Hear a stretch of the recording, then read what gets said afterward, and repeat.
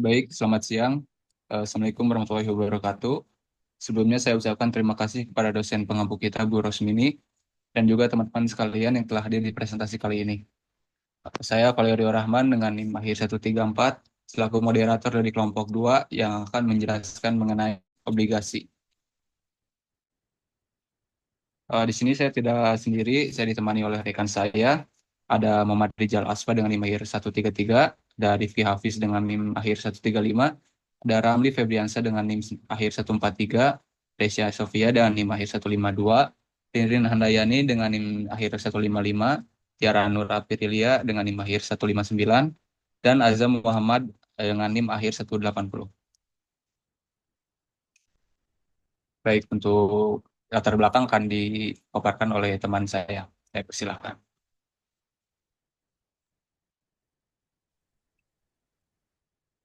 Oke, di sini latar belakang perkembangan ekonomi global yang semakin terintegrasi telah mendorong pertumbuhan signifikan dalam pasar keuangan internasional, khususnya dalam sektor obligasi internasional.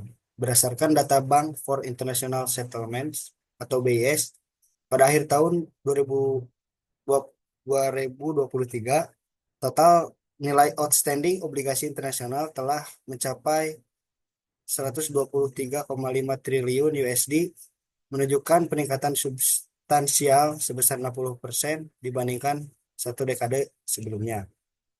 Fenomena suku bunga rendah yang berkepanjangan di negara-negara maju telah menciptakan dinamika baru dalam pasar obligasi internasional. International Monetary Fund atau IMF mencatat bahwa selama periode 2015 sampai 2021, rata-rata suku bunga di negara maju berada di bawah 1%. Survei yang dilakukan oleh State Street Global Advisors pada tahun 2023 mengungkapkan bahwa lebih dari 65% manajer investasi global berencana meningkatkan eksposur mereka terhadap obligasi internasional dalam rentang waktu 12 sampai 24 bulan ke depan.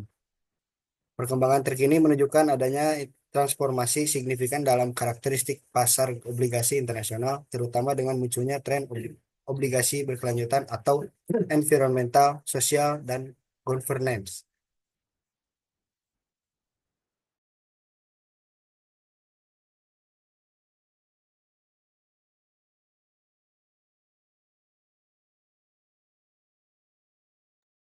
Baik, untuk selanjutnya akan dijelaskan oleh rekan saya.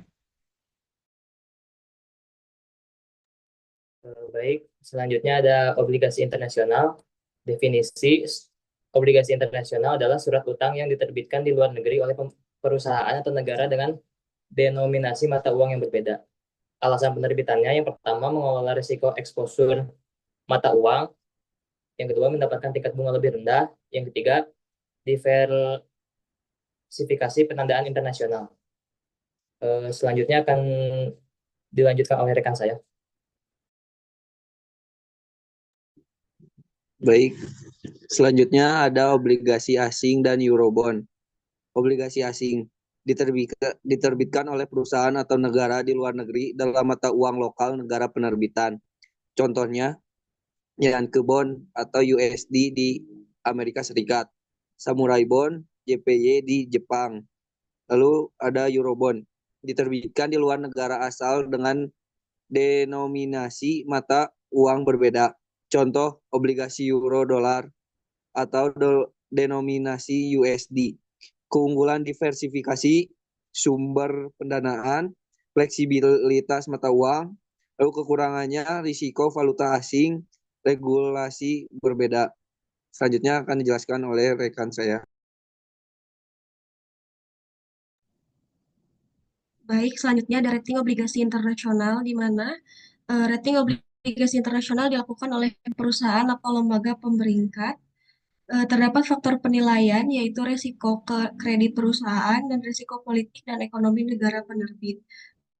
Dan ada juga kelebihan dan kekurangan obligasi internasional, di mana terdapat kelebihan yang pertama diversifikasi pendanaan, suku bunga kompetitif, akses ke pasar global.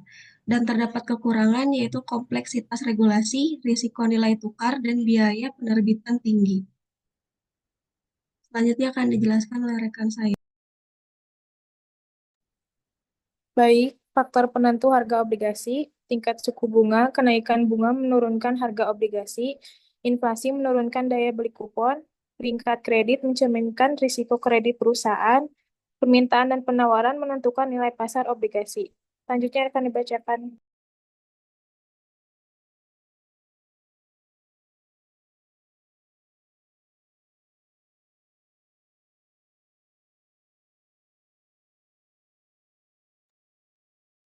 Baik, untuk selanjutnya terdapat eksistensi Eurobond. Sejumlah Eurobond yang dinamakan floating rate notes atau FRNS memiliki provisi suku bunga variabel yang membuat suku bunga kupon berubah sepanjang waktu sesuai dengan pergerakan suku bunga pasar. Dan untuk kelebihannya itu, pertama, diversifikasi sumber pendanaan, kemudian fleksibilitas mata uang, akses ke basis investor yang lebih luas, dan potensi biaya pendanaan lebih rendah. Untuk kekurangannya, risiko valuta asing, regulasi yang berbeda, biaya penerbitan yang lebih tinggi, dan risiko likuiditas.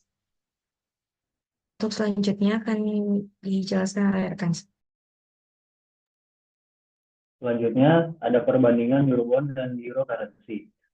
Eurobond berbeda dengan Euro currency dalam hal intermediasi. Dalam Eurobond, perusahaan langsung menjual obligasi ke pasar tanpa melalui bank intermediasi. Sedangkan dalam Euro currency, investor menabung atau menaruh deposit di Eurobank yang berjangka pendek. Kemudian Eurobank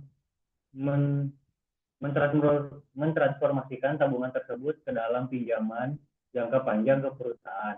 Bank mempunyai peranan penting dalam menjabatani perusahaan peminjam dengan investor pihak yang meminjamkan. Proses intermediasi terjadi di Euro currency. Perbedaan antara keduanya terdapat yang pertama itu di bunga. Untuk Eurobond tetap atau variabel. Kemudian Euro currency itu variabel. Dan yang kedua itu jangka waktu. Jangka waktu Eurobond itu panjang, sedangkan Euro currency itu lebih pendek. Kemudian fleksibilitas, untuk Eurobond kurang fleksibel dan juga Euro currency lebih fleksibel. Kemudian yang terakhir, proses penerbitan Eurobond lebih lama, sedangkan Euro currency lebih cepat. Selanjutnya dijelaskan rekan saya. Baik, untuk kesimpulannya sendiri akan saya jelaskan. Obligasi internasional, termasuk obligasi asing dan Eurobond, adalah instrumen penting dalam menghubungkan kebutuhan pembiayaan global dengan investor lintas negara. Rating obligasi memberikan panduan kepada investor mengenai risiko, sementara Eurobond mencerminkan fleksibilitas dan inovasi dalam pasar keuangan internasional. Keberlanjutan eksistensi obligasi internasional bergantung pada stabilitas ekonomi global, regulasi pasar, dan kepercayaan investor terhadap instrumen ini.